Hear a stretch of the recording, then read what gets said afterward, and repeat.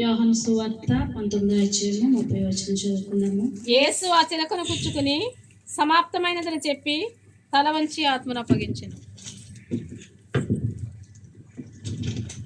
యేసుక్రీస్తు సిలువలో పలికిన ఆరో మాటగా యోహాను సువార్తలో ఇలా చెప్పి ఉన్నారనమాట. యేసు చిరకను పుచ్చుకొని సమాప్తమైనదని చెప్పి తల వంచి ఆత్మను ఆయన అప్పగించాడండి. ఇలా చూస్తున్నాం.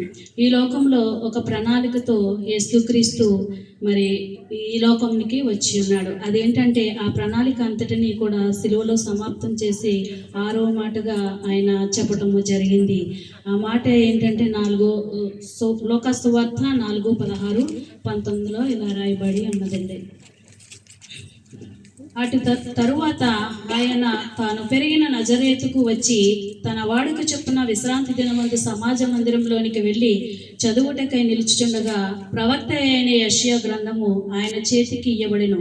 ఆయన గ్రంథము విప్పగా ప్రభువు ఆత్మ నా మీద ఉన్నది, బీదలకు సువార్త ప్రకటించుటకై ఆయన నన్ను అభిషేకించును, చెరలోనున్న వారికి విడుదలను, గుడ్డి వారికి చూపును కలుగునని ప్రకటించుటకును, నలిగిన వారిని విడిపించుటకును, ప్రభు హితవత్సరము ప్రకటించుటకును ఆయన నన్ను పంపి ఉన్నాడని వ్రాయబడిన చోటు ఆయనకి దొరికెను.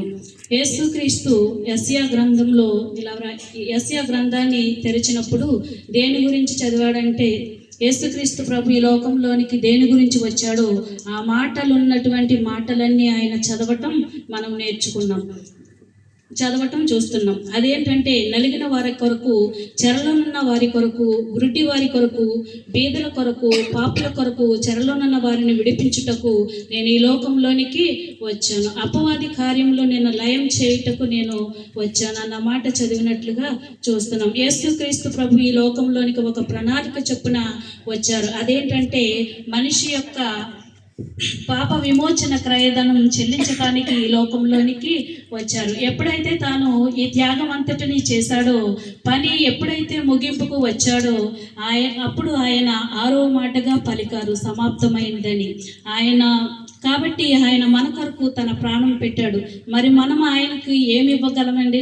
యేసుక్రీస్తు ప్రభు సిలువలో ఏం చెప్తున్నాడంటే అన్ని విధముల ప్రవచనములు సమాప్తమైపోయినాయి, అందుకే ఆయన సమాప్తమైనదని చెప్పారు. యేసుక్రీస్తు యొక్క బలి ద్వారా అన్ని బలులు కూడా సమాప్తమైపోయినాయి.